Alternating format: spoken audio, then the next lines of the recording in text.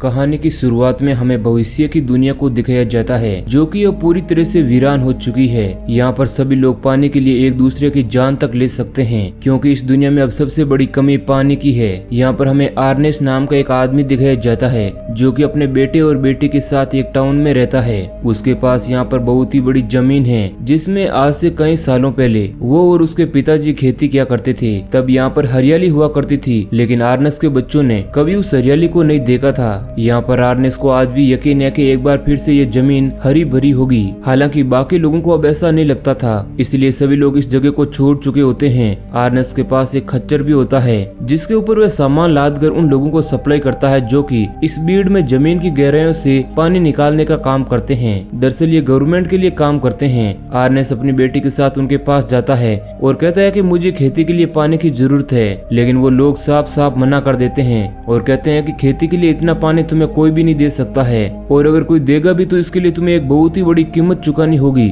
यानी कि बहुत सारे पैसे जो कि आर्नेस के पास नहीं हैं। अब इसलिए आर्नेस वापस खच्चर को लेकर अपने घर के लिए निकल पड़ता है, लेकिन रास्ते में उसके खच्चर की एक टांग टूट जाती है, इसलिए अब वह चल नहीं सकता है। जिसके बाद आर्नेस को ना चाहते हुए भी अपने खच्चर को मारना पड़ता है। अब इसके बाद ये दोनों घर आ जाते हैं जहाँ पर हम आर्नेस की बेटी को देखते हैं जो कि खाने की प्लेटों को रेत से साफ कर रही होती है क्योंकि अब पानी ना होने की वजह से बर्तन इसी तरह साफ किए जाते हैं। अब इनका खच्चर भी मारा गया है, इसलिए इन्हें एक नए खच्चर की आवश्यकता है। इसलिए अब अगली सुबह आर्नेस अपने बेटे को लेकर एक जगह पर जाता है जहाँ पर की रोबोटिक एनिमल की बोली लग रही होती है। यहाँ पर सभी लोग बोली लगा रहे होते हैं। अब यहाँ पर हम फ्लेम नाम के एक आदमी को देखते हैं जो कि उसी बोली में शामिल होता है, लेकिन आर्नेस किसी तरह से इस रोबोटिक खच्चर को खरीद लेता है। अब उनके पास एक रोबोटिक एनिमल है जो कि उनके काफी काम आने वाला था। अब इधर फ्लेम को बिल्कुल भी अच्छा नहीं लगता है क्योंकि वह इस रोबोटिक एनिमल को खरीदना चाहता था।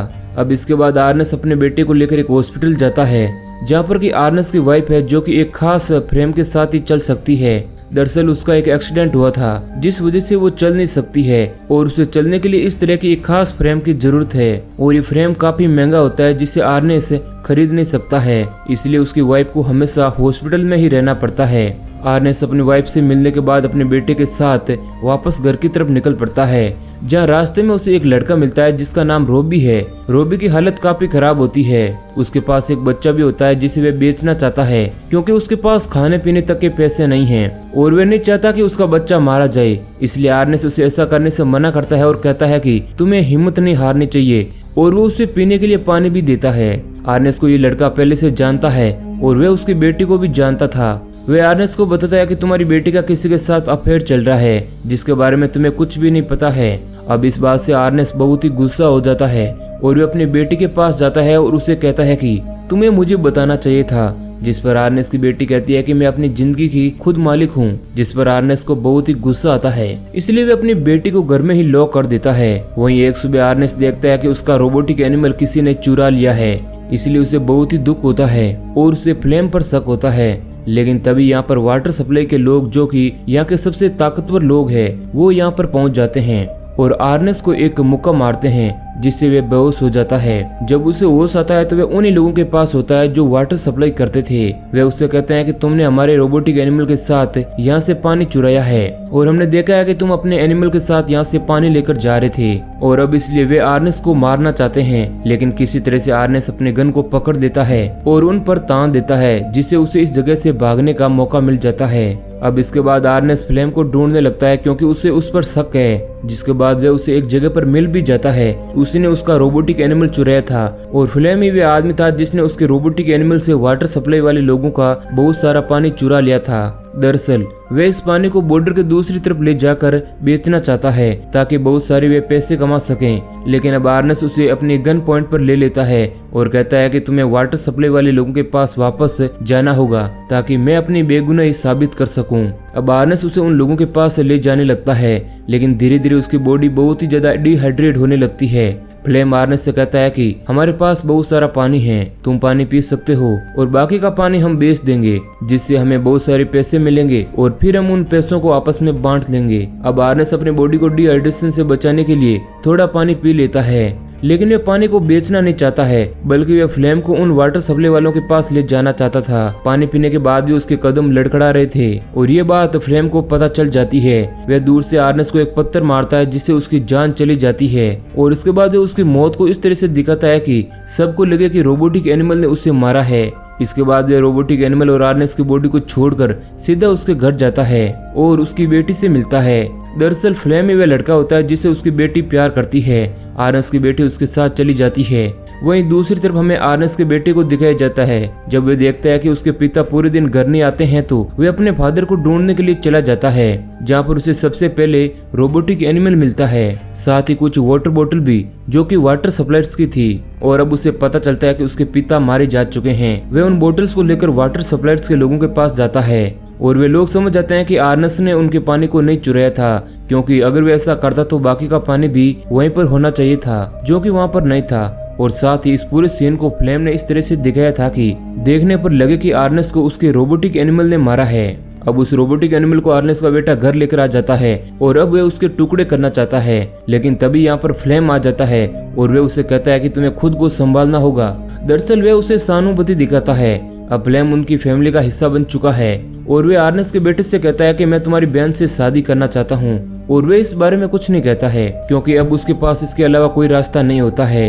अब इसके बाद फ्लेम तय करता है कि यहाँ पर जो इनकी बहुत ही बड़ी जमीन है वह उस पर खेती करेगा, जिसके बाद वे वापस वाटर सप्लायर के पास जाता है और कहता है कि मुझे खेतों की सिंचाई के लिए पानी की जरूरत है, तो तुम गवर्नमेंट को बिना बताए मुझे पानी दे दो और जब मेरी फसल उग जाएगी तो मैं तुम्हें बहुत सारे पैसे दूंगा। जिसके बाद वो उसकी बात मान जाते हैं और फ्लेम को खेतों के लिए पानी मिल जाता है। जिसके बाद फ्लेम खेतों पर बहुत ही मेहनत करता है और जल्दी यहाँ फसल उगना शुरू हो जाती है, जिससे आर्नेस्ट का बेटा और फ्लेम बहुत ही खुश होते हैं। अब आर्नेस्ट का बेटा भी फ्लेम से काफी इम्प्रेस हो चुका है, इसलिए वह उसकी बहन से शादी करा देता है। फ्लेम की जिंदगी में सब कुछ सही चल रहा होता है और एक दिन जब वह खेतों में होता है तो बैंक के कुछ लोग आते हैं जो कि फ्लेम को बताते हैं कि आर्नेस्ट ने इन खेतों के बदले बहुत सारा कर्जा लिया था, जिसका पैसा वह कभी नहीं चुका पाया और बहुत ही जल्द बैंक इन खेतों को अपने कब्जे में ले लेगी।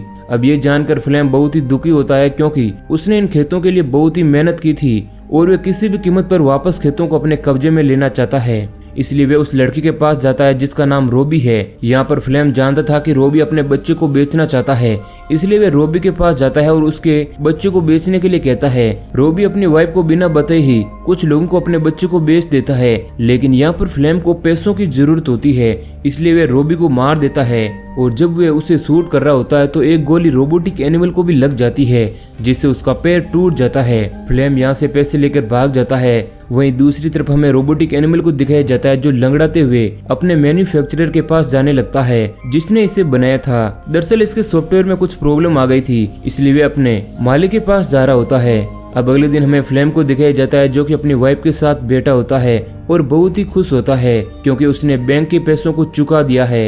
यहाँ पर आर्नेस्ट के बेटे को लगता है कि फ्लेम ने रोबोटिक एनिमल को बेच दिया है और उसको बेचकर ही उसने खेतों का कर्ज चुकाया है। वहीं दूसरी तरफ हमें रोबोटिक एनिमल को दिखाया जाता है जो कि बॉर्डर पार करके अपने मैन्युफैक्चरर के पास पहुंच जाता है, जिसके बाद मैन्युफैक्चरर जल्द से जल्द रेडियो पर अनाउंस करता है कि जिसका भी रोबोटिक एनिमल है वह इसे यहाँ आकर ले जाएं। अब आर्नेस्ट का बेटा ये सुनकर काफी हैरान हो जाता है क्योंकि उसे अभी तक यही लग रहा था कि फ्लेम ने उसे बेच दिया है और पैसे बैंक को चुका दिए हैं। इसलिए वे शाम को फ्लेम से पूछता है कि क्या तुमने उस रोबोटिक एनिमल को बेच दिया। अब ये सुनकर फ्लेम को बहुत ही गुस्सा आता है और वे उसे उल्टा सीधा कहना शुरू कर देता है। अब ये बातें सुनकर आर्नेस्ट के बेटे को उस पर शक होता है और वह कहता है कि अगले दिन वे हॉस्पिटल अपनी मॉम से मिलने जाएगा, लेकिन अगले दिन वे हॉस्पिटल ना जाकर उस जगह जाता है जहाँ पर मैन्युफैक्चरर के पास वे रोबोटिक एनिमल था जो बॉर्डर के दूसरी तरफ है। वहाँ जाकर वे अपने रोबोटिक एनिमल को वापस ले लेता है। साथ ही मैन्युफैक्चरर रोबोट के एक खास फंक्शन के बारे में जानकारी देता है जिसमें वे बहुत सारी फुटेज को रिकॉर्ड कर सकता था, यानी कि उस रोबोटिक एनिमल में कैमरा लगा हुआ था। अब इसके बाद जब आर्नेस्ट का बेटा उन फुटेज को चेक करता है तो उसे पता चलता है कि जिसने उसके फादर को मारा था वह और कोई नहीं बल्कि फ्लेम है। अब ये देखकर वह पूरी तरह से चौंक जाता है और वह समझ जाता है कि उसके फादर को रोबोटिक एनिमल ने नहीं बल्कि फ्लेम ने मारा है। अब इसके बाद वह वापस घर आता है और फ्लेम से पूछता है कि रोबोटिक एनिमल अपने आप ही घर वापस आ गया है, जबकि तुमने कहा था कि तुमने उसे बेचकर बैंक के पैसों को चुका दिया है। अब इस बात पर फ्लेम और ज्यादा झूठ बोलने लगता है जिस पर आर्नेस्ट के बेटे को और ज्यादा गुस्सा आ जाता है। अब इस वक्त वक्त आर्नेस्ट का बेटा फ्लेम को कुछ भी नहीं कहता है, लेकिन वह इतना जरूर कहता है कि तुम्हें रोबी बुला रहा था। अब ये सुनकर फ्लेम पूरी तरह से चौंक जाता है, क्योंकि रोबी को तो उसने खुद मारा था, लेकिन वह इस बात पर ज्यादा ध्यान नहीं देता है।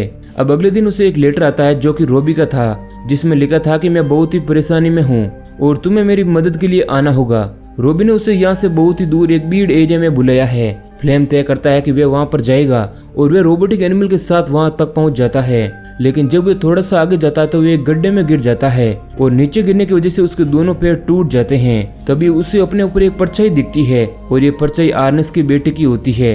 दरअसल उसी ने रोबी के नाम से उसे झूठा लेटर लिखा था। जब फ्लेम उसकी आंखों को देखता है तो वह समझ आता है कि आर्नेस्ट के बेटे को सब कुछ पता चल गया है और वह उसे यकीन दिलाने की कोशिश करता है कि वह बस एक एक्सीडेंट था, मैंने जानबूझकर कुछ भी नहीं किया था। लेकिन आर्नेस्ट के बेटे को सब कुछ पता था, इसलिए वह फ्लेम को यहाँ पर मार देता है और उस रोबोटिक एनिमल को लेकर वापस घर आ जाता है। और घर आकर फ्लेम के बारे में वह अपनी बहन को कुछ भी नहीं बताता है, क्योंकि अब वह उसके बच्चे की माँ बनने वाली है। अब इसके बाद जब कुछ दिनों तक फ्लेम वापस घर नहीं आता है तो आर्नेस्ट की बेटी अपने भाई से पूछती है कि फ्लेम अभी तक घर वापस क्यों नहीं आया। तब उसका भाई उससे कहता है कि तुम्हें कुछ और इंतजार करना चाहिए, लेकिन अब वह बहुत ही ज्यादा इंतजार कर चुकी है और अपने भाई से कहती है कि हमें मॉम को वापस घर ले आना चाहिए। दरअसल अब इनके पास पैसे हैं, क्योंकि इनकी फसल पक चुकी है, जिस कारण अब ये लोग अपनी मॉम के उस फ्रेम वायर के खर्चे को अफोर्ड कर सकते हैं। इसलिए वे लोग अपनी मॉम को जल्दी घर लेकर आने वाले हैं और इसी सीन के साथ मूवी एंड हो जाती है। तो दोस्तों ये कहानी अगर आपको पसंद आई है तो वीडियो को लाइक जरूर करें और ऐसे ही और इंटरेस्टिंग वीडियो पाने के लिए हमारे चैनल को